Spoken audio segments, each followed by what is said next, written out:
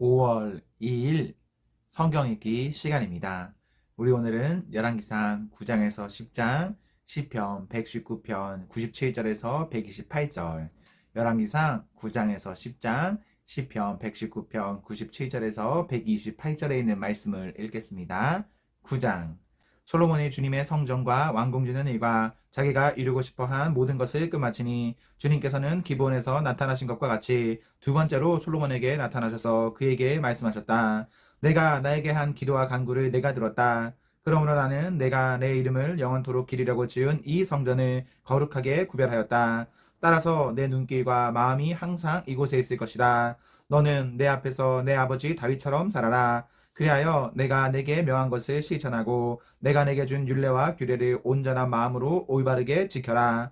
그리하면 내가 내 아버지 다윗에게 이스라엘의 왕좌에 앉을 사람이 그에게서 끊어지지 아니할 것이라고 약속한 대로 이스라엘을 다스릴 내 왕자를 영원히 지켜주겠다. 그러나 너와 내 자손이 나를 따르지 아니하고 등을 돌리거나 내가 내게 일러준 내 계명과 율례를 지키지 아니하고 곁길로 나아가서 다른 신들을 섬겨 그들을 숭배하면 나는 내가 준 그 땅에서 이스라엘을 끊어버릴 것이고 내 이름을 기리도록 거룩하게 구별한 성전을 외면하겠다. 그러면 이스라엘은 모든 민족 사이에서 한낱 속담거리가 되고 웃음거리가 되고 말 것이다.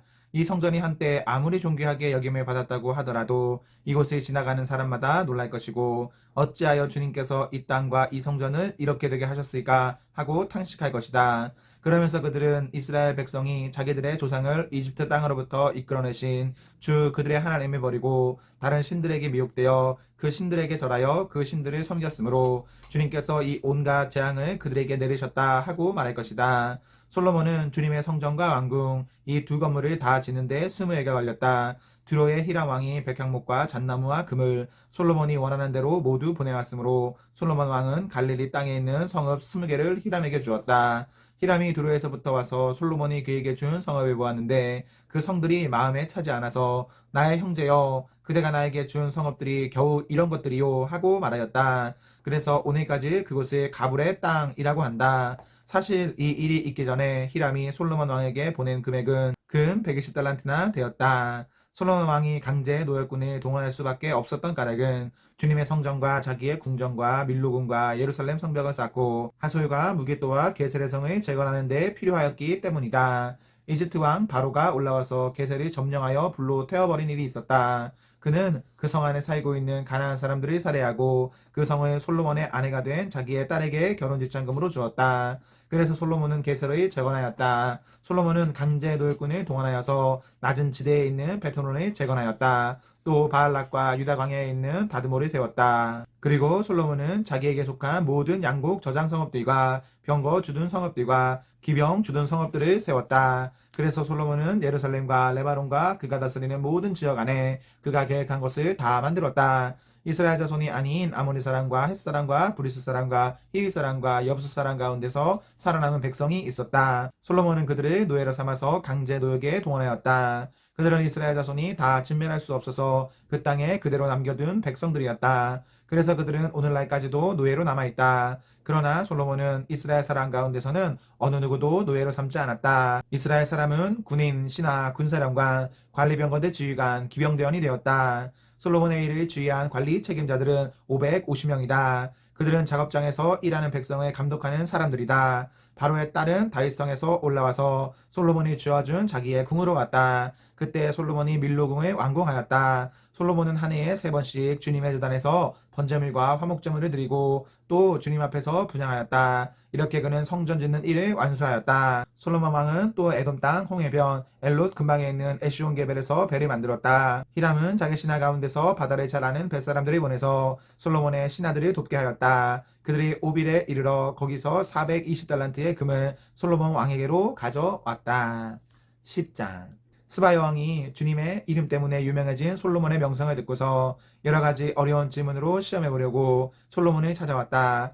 여왕은 수많은 수행원을 데리고 또 여러 가지 향료와 많은 금과 보석을 낙타에 싣고 예루살렘으로 왔다. 그는 솔로몬에게 이르러서 마음속에 품고 있던 온갖 것을 다 물어보았다. 솔로몬은 여왕이 묻는 온갖 물음에 척척 대답하였다.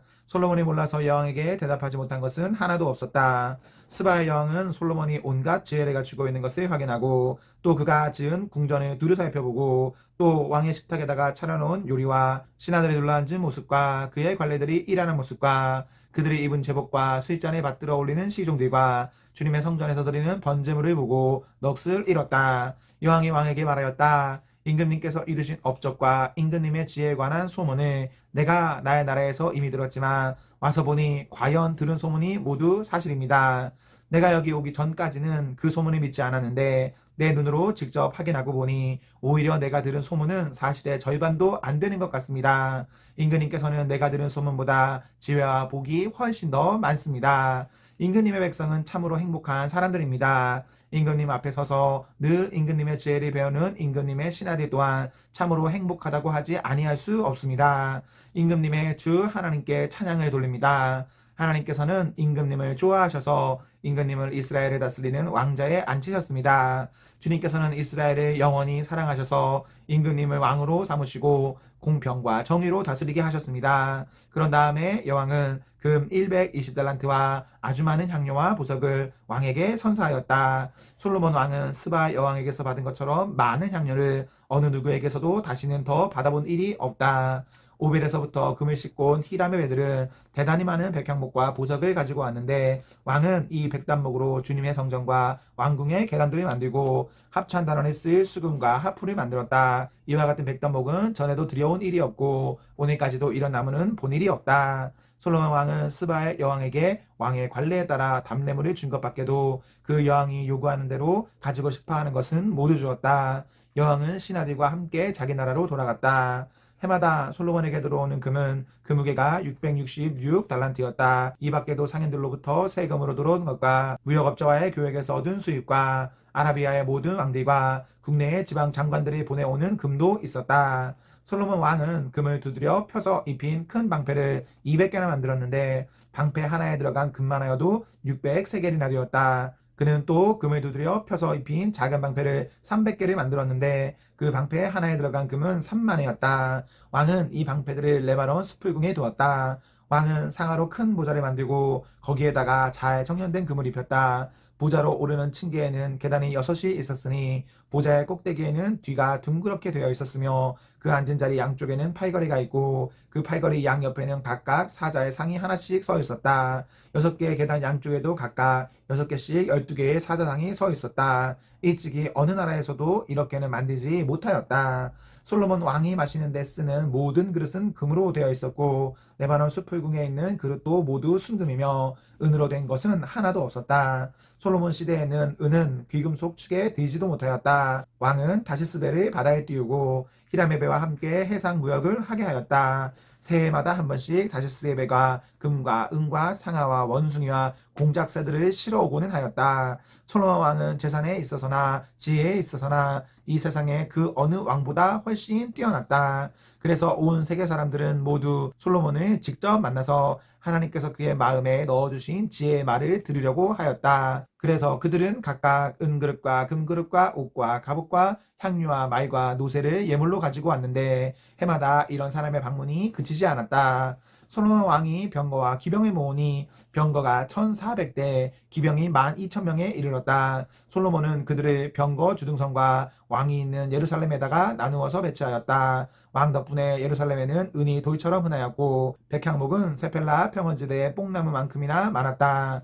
솔로몬은 말을 이집트와 구해로부터 수입하였는데 왕시 무역상을 시켜서 구해에서 사들였다. 병거는 이집트에서 한 대에 은 600세겔을 그리고 말은 한 필에 은 150세겔을 주고 들여와서 그것을 핵 쪽의 모든 왕과 시리아 왕들에게 되팔기도 하였다.